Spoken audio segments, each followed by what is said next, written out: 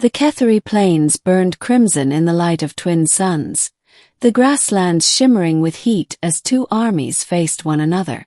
One side was the proud clans of the Verith, tall furred warriors with curved blades and clawed gauntlets.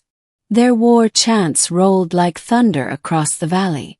On the other side stood the much smaller group of human colonists and soldiers, battered from weeks of raids yet unyielding. Among them was Captain Darius Holt, a man with a scarred jaw, a tired stance, and a steel-eyed resolve. The Verith had been at war with human settlers for months. Skirmishes had escalated into blood feuds, and now both sides sought to end it with one decisive clash. At the head of the Verith warband stood Karin, daughter of the High Matriarch, her bronze-furred mane braided with bones of her fallen enemies. She was a general in her clan's eyes, fierce and untouchable. She had killed dozens in single combat, her name whispered with awe and fear, her gaze fixed on the human commander. "You will fall today, off-worlder," she growled across the field, her translator barely keeping up with the guttural snarl. "Your bones will feed the plain beasts, and your people will scatter." Darius said nothing. He only raised his rifle and signaled the line to stand ready. But before the armies could clash, Karin leapt forward, blade flashing in the sun's light. Tradition demanded a duel, leaders meeting in combat to decide the fate of many. The Verith would honor it, and so, reluctantly, Darius stepped forward as well, knowing there was no retreat. The warriors encircled them. A duel. Karin struck first. Her blade swept like lightning, her claws raking sparks from Darius's armored vest. He staggered back, blocking with his forearm shield, barely keeping up with her furious pace. She was faster, stronger, and relentless. But humans, as always, had a way of adapting. Darius ducked low, rolling beneath her slash, his combat knife flashing in a desperate counter. The edge bit into her shoulder, and hot alien blood splattered the dry soil. She roared, more enraged than wounded, and smashed him across the jaw with a backhand that sent him sprawling. The duel raged for minutes, her fury against his resilience. His breath grew ragged, his arms trembling from the effort of parrying blow after blow. She carved shallow wounds into his chest, drawing blood that dripped into the dust. And then it happened. As his blood struck the ground, the Verith warriors around the circle froze. Their war chants faltered. Their eyes widened, not in triumph but in reverence. Karin noticed it too. She hesitated mid-strike, her blade hanging in the air. Her people had fallen to their knees. Even her second-in-command lowered his head. "What are you doing?" she snarled at them. "Stand. The fight is not finished." But none obeyed. They bowed. To him. The blood of the ancients. Confused, Darius pressed his knife against her throat, though his arms trembled from fatigue. Karin stared at him, disbelief mingling with something else, fear. One of the elder warriors, his fur streaked with white, stepped forward. His voice trembled with awe. "Human, you bear the mark." Darius frowned, breathing hard. "What mark?" "The blood," the elder said, pointing at the crimson drops soaking into the earth. "It carries the scent, the resonance of the first hunt, the bloodline of those who defied the great beasts. It is sacred." Karin's ears flattened. "Impossible. He is alien. Not of our kind." Yet she could smell it too now. The metallic tang of his blood carried something primal, something that stirred deep instincts in her. Legends had spoken of it, the blood that commands. It was said whoever shed it could not be opposed, for they carried the spirit of the first predator. Her clan was not bowing to weakness. They were kneeling before destiny. Karin's grip on her blade faltered. She should have struck, should have slit his throat and ended the duel. But her people's submission shackled her will. If she killed him, she would be defying the very fabric of their belief. She dropped her weapon. "Take him," she hissed at her warriors, though the words felt hollow. "If he is what you believe, then prove it." But instead of seizing him, the Varith warriors only bowed lower, pressing their foreheads to the dirt before the bleeding human.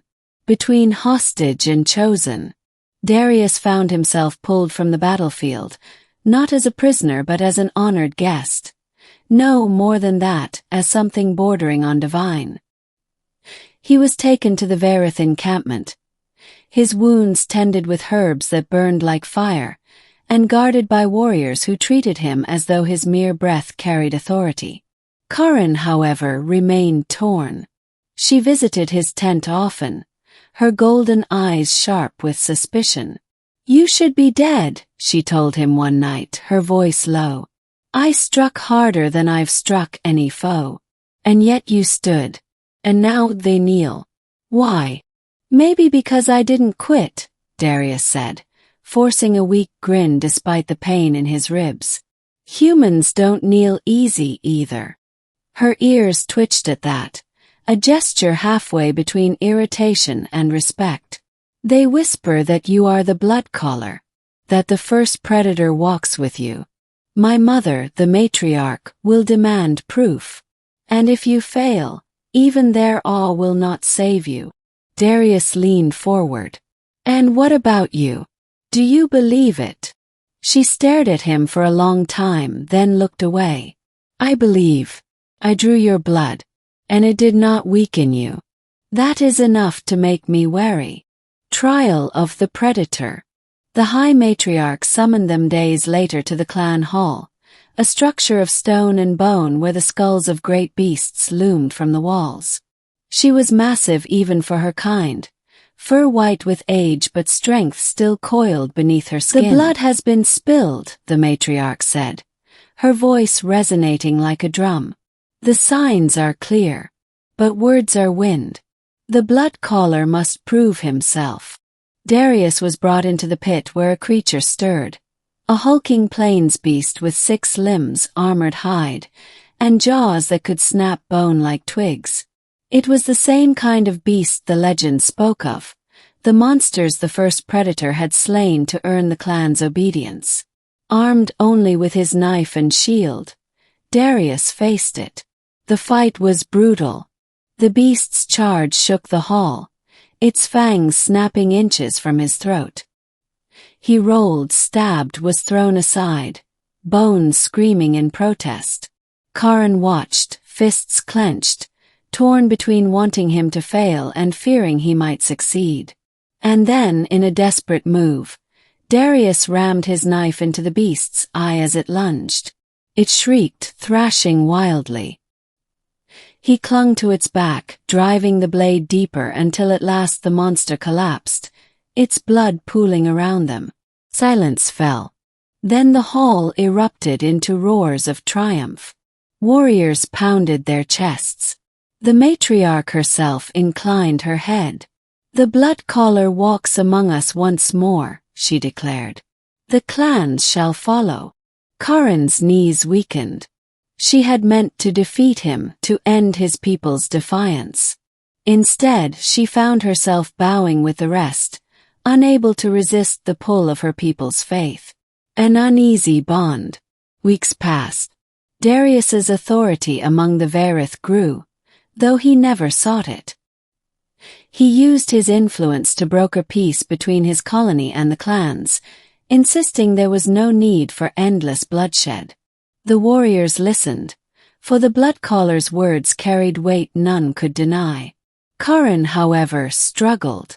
She sparred with him often, blades clashing under the suns. No longer out of hatred, but out of a gnawing need to understand him. One evening, after a long bout that left them both panting, she dropped her sword and stepped closer. "When I cut you," she murmured, "I thought I had won. Instead, I lost everything. My command, my certainty. even my anger. You didn't lose, Darius said quietly. Your people are still here. They still respect you. Maybe more now than ever. Her golden eyes searched his, fierce yet uncertain. And what of me? What am I to you? Enemy? Ally?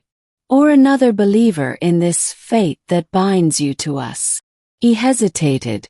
You're the one who could have killed me, but didn't. That makes you more than either enemy or ally. It makes you the reason we even have a chance at peace. She blinked, uncharacteristically speechless. For the first time, Karen bowed her head, not out of faith but out of choice. Ending. The war between human settlers and Varith clans ended not with the slaughter of armies, but with the bowing of warriors before a bleeding human.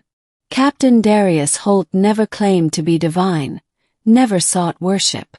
But he became a bridge between species, a living legend whispered in campfires across the plains. And Karen, the fierce daughter of the matriarch, walked at his side, not as conqueror or defeated foe, but as the one who had drawn his blood and witnessed the impossible. For in that moment of battle, when she expected victory, she had instead watched her entire world kneel to a human.